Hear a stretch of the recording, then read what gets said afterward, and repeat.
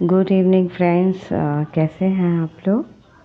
आप यहाँ देख सकते हो आज का 5 मार्च का ये एडिटोरियल है। इसमें आज का न्यूज़ है युवाओं को दक्ष बनाने की चुनौती। ठीक है, तो चलिए हम लोग देखते हैं इसमें क्या बातें कही गई हैं। सबसे पहले तो इन दिनों कृत्रिम मेधा यानी कि एआई से संबंधित कई रिपोर्ट में यह कहा जा रहा है कि जहां भारत की नई पीढ़ी के लिए देश ही नहीं दुनिया भर में एआई से जुड़ी नौकरियों में अवसर बढ़ रहे हैं, वहीं करोड़ों युवाओं में तैयार करने की बड़ी चुनौती भी है। हाल ही में प्रधानमंत्री ने फ्रांस के राष्ट्रपति जो हैं इमैनुअल मैक्रों के साथ पेरिस में आयोजित एआई एक्शन शिखर सम्मेलन 2025, तो ये कहाँ पे हुआ था? फ्रांस के पेरिस में हुआ था ये सम्मेलन। एआई एक्शन शिखर सम्मेलन 2025 की सह अध्यक्षता उन्होंने की है। हालांकि दुनिया में यह आशंका है कि एआई की वजह से नौकरियां ख़त्म होंगी, लेकिन इतिहास गवाह है कि प्रौद्योगिकी के कारण नौकरियां ख़त्म नहीं होती, बल्कि उसकी प्रकृति बदल जाती है। ठीक है, तो विकास बनाम रोजगार, ठीक है, नई तरह की नौकरियां सृजित होती हैं यहाँ पर। इसलिए हमें एआई संचालित भविष्य के लिए अपने लोगों को दक्ष बनाते हुए नए काम के तरीकों के लिए उन्हें तैयार करने के वास्ते निवेश करने की ज़रूरत है। ठीक है, इसमें कोई दो मत नहीं है कि भारत की नई पीढ़ी एआई से संबंधित कार्यों में लगातार अपना योगदान बढ़ा रही है। ओपन एआई के मुख्य कार्यकारी हैं सैम ऑल्टमैन का मानना है कि जो कृत्रिम मेधा है उसके लिए दुनिया में भारत दूसरा सबसे बड़ा बाजार है। सेकंड नंबर पे है एआई के मामले में भारत सबसे बड़ा बाजार। वहीं गूगल के मुख्य कार्यकारी सुंदर पिचाई, उन्होंने कहा है कि भारत जो है एआई के क्षेत्र में दुनिया का नेतृत्व कर सकता है। माइक्रोसॉफ्ट को भी यह लगता है कि गणित में दक्ष भारत की नई पीढ़ी के लिए एआई क्षेत्र में अपार संभावनाएं हैं। इस समय जहां भारत की नई पीढ़ी देश के विकास में बड़ा योगदान कर रही है, वहीं उसने पूरी दुनिया में छाप छोड़ी है। नई पीढ़ी सेवा निर्यात से विदेशी मुद्रा की बड़ी कमाई करने वाली आर्थिक शक्ति के रूप में भी उभरती दिखाई दे रही है। यह बात भी अहम है कि एआई सहित दक्ष मानव संसाधन के सरल और किफ़ायती रूप से उपलब्ध होने के कारण भारत में बड़ी बहुराष्ट्रीय कंपनियां तेज़ी से अपने केंद्र खोल रही हैं। ठीक है, तो भारत की क्या स्थिति है एआई के मामले में, ये कहने की कोशिश की जा रही है।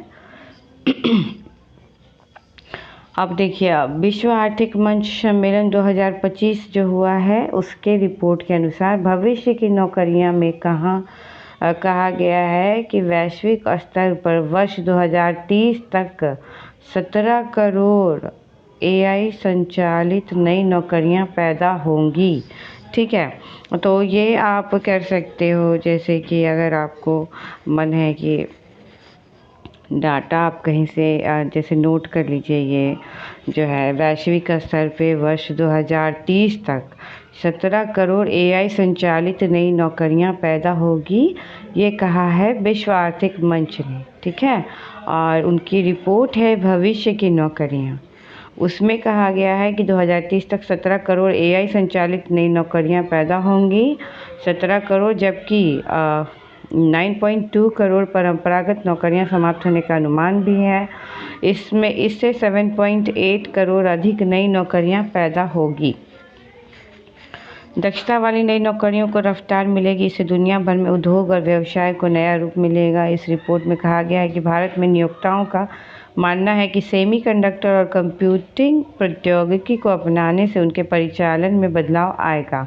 विश्व स्तर पर एआई कौशल की मांग में तेजी आई है। इसी मांग के मद्देनजर भारत और अमेरिका अग्रणी हैं। ऐसे में सबसे तेज़ी से जिन नौकरियों की मांग होगी उनमें एआई जो है वो डेटा विशेषज्ञ और मशीन लर्निंग विशेषज्ञ तथा साइबर सुरक्षा प्रबंधन विशेषज्ञ शामिल हैं।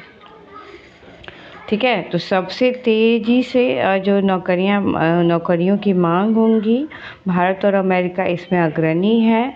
और यहाँ पे जो एआई डेटा विशेषज्ञ और मशीन लर्निंग विशेषज्ञ हैं, साइबर सुरक्षा प्रबंधन विशेषज्ञ हैं, ये इसमें शामिल होंगे।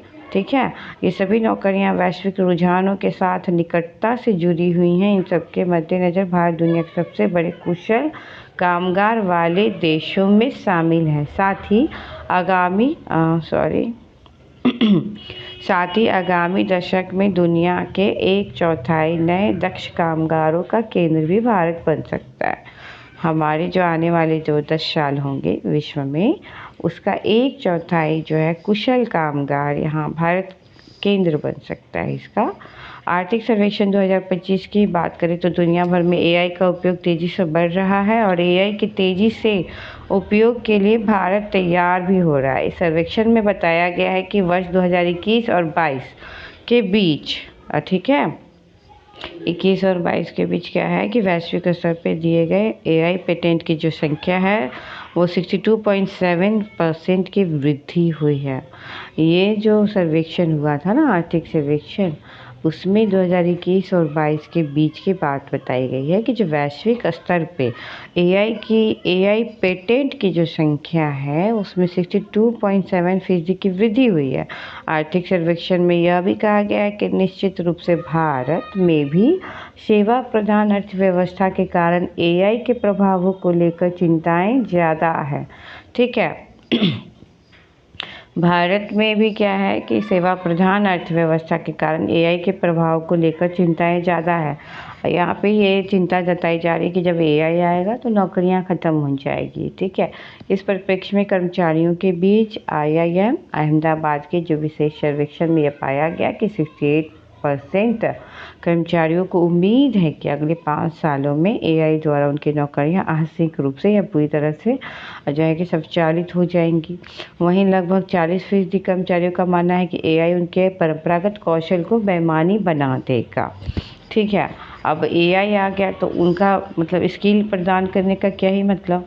अंतर्राष्ट्रीय श्रम संगठन के अनुसार वैश्विक स्तर पर 7.5 करोड़ नौकरियां जोखिम में आ जाएंगी। कई अन्य सर्वेक्षण भी दुनिया भर में पारंपरिक नौकरियों के लिए संभावित खतरे का संकेत दे रहे हैं। आर्थिक सर्वेक्षण 2025 की यह टिप्पणी भी अहम है कि मजबूत संस्थागत ढांचे और रणनीतिक योजना के साथ एआई एक संकट के रूप में नहीं बल्कि न्याय संगत आर्थिक परिवर्तन के लिए उत्प्रेरक के रूप में कार्य कर सकता है। तो आप जब अपना आंसर राइटिंग करोगे तो अगर एआई का कुछ सवाल है आपके पास, ठीक है, तो आप इकोनॉमिक सर्वे का ये लाइन, ठीक है, ये जो लाइन है मजबूत संस्थागत ढांचे और रणनीतिक योजना के साथ एआई एक संकट के रूप में नहीं है बल्कि वह न्यायसंगत आर्थिक परिवर्तन के लिए एक उत्प्रेरक के रूप में कार्य कर सकता है जो भारत को तेज़ी से संचालित होती दुनिया में आगे बढ़ने की स्थिति में लाएगा। तो आप इसका पॉजिटिव जो है इम्पैक्ट जो है उसको आप जब लिखोगे तो ये एक कोटेशन है आपके लिए जिसको आप लास्ट पैराग्राफ में लिख सकते हैं। ठीक है। अब देखो जो भारत को तेज़ी से, ठीक है, सर्वेक्षण में यह भी रेखांकित किया गया है कि प्रौद्योगिकी को हमेशा श्रम को विस्थापित करने की आवश्यकता नहीं होती बल्कि इसके बजाय कार्यबल की उत्पादकता बढ़ाने में उसका उपयोग किया जा सकता है। हमेशा प्रौद्योगिकी को हमेशा श्रम के वो हटाने के लिए ही नहीं वो काम आता है बल्कि कार्यबल की उत्पादकता बढ़ाने में भी। अब जितना भी मशीन आया है तो क्या वो श्रम को ख़त्म ही कर दिया, ऐसा तो नहीं है। मशीनरी जो भी है हमारे सपोर्ट सिस्टम भी तो हो सकता है ना। इसमें कोई दो मत नहीं कि भारत देश और दुनिया की ज़रूरतों को देखते हुए अपने युवाओं में दक्षता का विकास कर रहा है, उनका कौशल बढ़ा रहा है। 25-26 के केंद्रीय बजट में भारत में देश के युवाओं को दक्ष बनाने और भारत को वैश्विक कौशल केंद्र बनाने की दिशा में सरकार ने बड़े कदम उठाए हैं। 3 नई कौशल विकास योजनाओं का ऐलान किया गया है। इस योजना के लिए खासतौर पर एआई, IT, साइबर सुरक्षा और अन्य नई तकनीकों में करीब 5 लाख युवाओं को प्रशिक्षित किया जाएगा। 5 लाख, ठीक है। यह भी अहम कि सरकार के इंडिया एआई मिशन है भारत सरकार का एक बड़ा उद्देश्य और एआई सहित अन्य दक्षता वाले मानव संसाधन के परिप्रेक्ष्य में देश विदेश की मांग को पूरा करना है। यह मिशन भारत की युवा आबादी को देखते हुए खास तौर से महत्वपूर्ण है। यूरोप, जापान और अन्य कई विकसित और विकासशील देशों की आबादी तेजी से बूढ़ी हो रही है। तो भारत की जो युवा आबादी है, युवा, और दूसरी तरफ क्या है, यूरोप है, जापान है और कई विकसित ऐसे देश हैं, विकासशील देश भी, जहाँ की आबादी बूढ़ी हो रही है। और ऐसे में भारत के लिए तो विदेशों में भी अपने दक्ष युवाओं के लिए बड़े अवसर हैं। भारत ने हाल के वर्षों में करीब 2 दर्जन देशों के साथ आवर्जन और रोजगार से जुड़े समझौते भी किए हैं। 2 दर्जन, ठीक है, यानी कि 24 देशों के साथ। इन समझौतों के तहत Bharat, Japan, Israel, Australia, Saudi अरब, फ्रांस, जर्मनी, रूस, मॉरिशस, ब्रिटेन, रोमानिया, इटली जैसे देशों में अपने दक्ष युवाओं को यहाँ पे वो भेज रहे हैं। नए डिजिटल दौर में इन देश की एआई दक्षता नई पीढ़ी की देश और दुनिया में लगातार मांग बढ़ रही है, ठीक है। ऐसे में हम नई पीढ़ी की दक्षता बढ़ाने के लिए उन्हें और अधिक प्रेरित करना होगा। इसके लिए नई रणनीति के साथ आगे बढ़ना होगा। हमें देश के कोने कोने में, विशेषकर ग्रामीण और पिछड़े हुए जो क्षेत्र हमारे हैं, बड़ी संख्या में युवाओं को वहाँ पे कुशल बनाने के लिए प्रयास करने होंगे। हमें उम्मीद है कि सरकार दुनिया की सर्वाधिक युवा आबादी वाले भारत में नई पीढ़ी को एआई दक्ष बनाने के लिए कदम तेजी से बढ़ाएगी।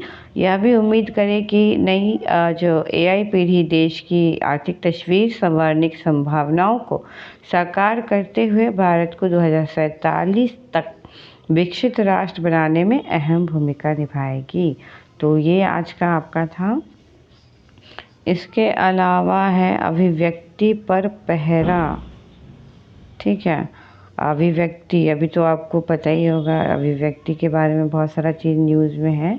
चलिए तो 2 मिनट देखकर इसको भी पढ़ ही लेते हैं। अभिव्यक्ति पे पहरा। सर्वोच्च न्यायालय की जो यह टिप्पणी है निसंदेह बहुत गंभीर है। संविधान को लागू हुए 75 वर्ष हो गए हैं। अब तो कम से कम पुलिस को अभिव्यक्ति की आज़ादी का अर्थ समझना चाहिए। हालांकि यह टिप्पणी कोई पहली बार नहीं है, इससे पहले भी कई मौक़ों पर वाक और अभिव्यक्ति की स्वतंत्रता पर बहस हो चुकी है। अदालत पुलिस को नसीहत दे चुकी है, मगर शायद उस पर संजीदगी से अमल की ज़रूरत नहीं समझी गई है। इसी का नतीजा है कि अब भी जब तक ऐसे मामले अदालत में पहुंच जाते हैं, किसी की भावना को आहत होने का आरोप लगता है, जबकि वास्तव में ऐसा कुछ होता भी नहीं है। चाहे वह फिल्मों के दृश्य, संवाद, किसी राजनेता का बयान, साहित्य के किसी अंश को लेकर भावनाएं आहत करने का या भड़काने का आरोप लगाते हैं, या किसी ऐतिहासिक मिथकीय प्रसंग को लेकर ऐसी कई टिप्पणी होती है, उसके ऊपर भी कई बार तो कुछ बातों को लेकर आंदोलन तक उभारने की कोशिश देखी जाती है। ताज़ा मामला क्या है भाई, तो कांग्रेस नेता जो है इमरान प्रतापगढ़ी की एक कविता को लेकर उठ गया है। जब उन्होंने गुजरात के एक विवाह समारोह में उसे सुनाया तो सोशल मीडिया पर उसका अंश डाल दिया गया। उन पर आरोप लगा कि कविता में लोगों में हिंसा भड़काने का प्रयास किया गया। ओ वहाँ की पुलिस ने इस पर मुकदमा भी दर्ज कर लिया। साहित्य और कलाओं में अभिव्यक्ति विचार कई बार प्रतीकों और बिंबों में छिपे होते हैं, इसलिए उन्हें सही अर्थ में खोलने में दिक्कत भी आ सकती है, ठीक है। वो प्रतीक के रूप में है तो आप कैसे उसको पूरी तरीके से खोल के उसका अर्थ निकाल सकते हो। प्रतापगढ़ी के मामले में गुजरात पुलिस को भी इसी के चलते धोखा हुआ होगा। सर्वोच्च न्यायालय ने इसे स्पष्ट भी किया कि अनुवाद में गलती की वजह से यह भ्रम हुआ होगा, मगर आजकल जिस तरह चुनिंदा तरीके से किसी के बयान से भावनाओं के आहत होने का आरोप कुछ अधिक लगने लगे हैं और उनसे कई मामलों में कानूनी कार्रवाई भी कर दी जाती है। इससे संविधान में वर्णित अभिव्यक्ति की आज़ादी का संकल्प ही धुंधला पड़ता नजर आने लगता है, जबकि कई बार स्थितियां इसके उलट भी देखी जाती है। सोशल मीडिया का चलन बढ़ा है तब से, तो देशभक्ति, धर्म, आस्था के नाम पर यही सब देखा जा रहा है। तो इसमें कुछ खास है नहीं। धर्म संसद और कई सार्वजनिक सभाओं में संतुष्ट राजनेताओं के आपत्तिजनक बयान देखे सुने गए हैं, मगर उनमें पुलिस का जो है कि रवैया पक्षपातपूर्ण ही देखा गया है। इसलिए सर्वोच्च न्यायालय की यह टिप्पणी है कि प्राथमिकी दर्ज करने से पहले पुलिस को कुछ तो संवेदनशीलता दिखानी होगी। हालांकि यह छिपी हुई बात नहीं है। पुलिस वैध तरीके से काम जो है कि करती नहीं है। अनेक कार्रवाइयाँ जो है उसे सत्ता पक्ष के दबाव में करनी पड़ती है, जैसे कि बिहार में जो लाठीचार्ज हुआ था, ठीक है। इसलिए विपक्षी दलों के मामले में अगर अभिव्यक्ति की आज़ादी के कानून को हाशिए पर धकेल दिया या नज़रअंदाज कर दिया जाता है तो हैरानी की बात नहीं है। यह कम बड़ी विडंबना नहीं कि साहित्य और कलाओं में अभिव्यक्ति विचारों की व्याख्या भी अदालतों को करनी पड़ रही है। सत्ताएं सदा से अपनी आलोचना से वो तल्ख हो जाती रही हैं, पर आखिर अभिव्यक्ति की स्वतंत्रता की रक्षा कौन करेगा? पहला कर्तव्य तो पुलिस का ही बनता है। उसका सही सही व्याख्या करें और फिर कानूनी कार्रवाई के बारे में सोचें, ठीक है। और राजनीतिक उदारता के बगैर यह संभव भी नहीं है, ठीक है। तो ये आपका आज का हो गया एडिटोरियल। हम लोग कल मिलते हैं। Thank you.